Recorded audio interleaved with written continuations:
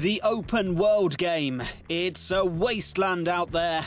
It's a genre rife with huge maps, varied gameplay, and lots of stuff. All the stuff. Everything from Grand Theft Auto to Zelda sits within its borders, as do countless others from Batman Arkham Knight to The Witcher 3 Wild Hunt. And now Warner Bros. Mad Max has joined those ranks, adding blistering desert landscapes, vehicular combat, and Australian accents to the mix. But is it a worthy addition to the genre? Well, yes and no. The setup is suitably Mad Max. Cars? Check. Post-apocalyptic wasteland? Check.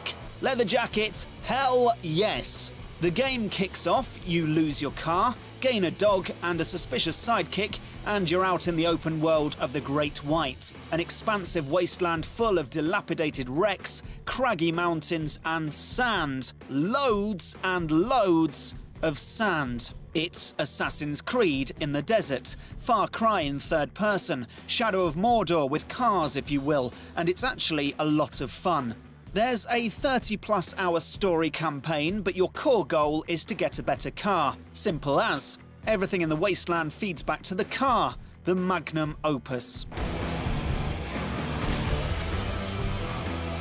You'll spend most of your time either behind the wheel of the magnum opus or scavenging the wasteland for parts to make it the perfect V8 monstrosity, all side burners, border spikes and ramming grills. And crucially, it feels really weighty and powerful to drive. The engine screams to life, dust and fumes shoot out the back, and you'll feel all the kickback of the 6 cylinders coming to life under your bonnet.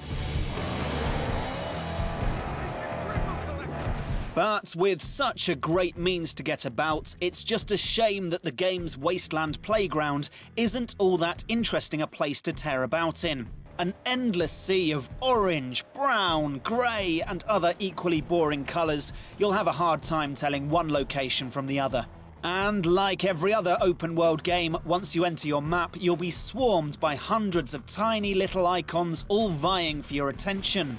Side quests range from the sublime camp takedowns, making great use of the magnum opus's harpoon gun, to the tedious minefield missions. But special mention goes to the Vantage outposts, Mad Max's equivalent of Assassin's Creed's sync points, which take the form of Uncharted-esque platforming puzzles with the goal of reaching sentry balloons.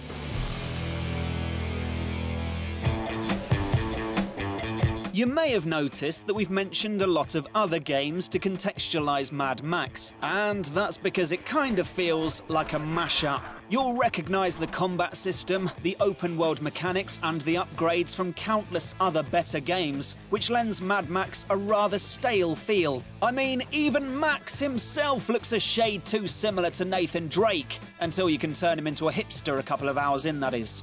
But in fairness, it's a good mashup. Yeah, the combat feels straight up Batman, but here it has a scrappy quality that makes it feel more akin to the Mad Max universe. Same with the open world, which eschews the density and detail of recent open world backdrops for a wasteland that's isolating, vast and harsh. And it's all backed up by a compelling sense of progression that will keep you engaged beyond the repetitive tasks. Like Max, you'll want to construct the perfect vehicle. Ultimately, Mad Max wins out. Despite bolting together the elements of better games under the chassis of the Mad Max franchise, it rises above the dredge of other licensed games to become something visceral, fun, and compelling. It's a guilty pleasure, a brainless romp, a cathartic checklist of things to do. It might not ape the quality of the peers that clearly inspired it, but it earns its place within the ranks of the open world genre.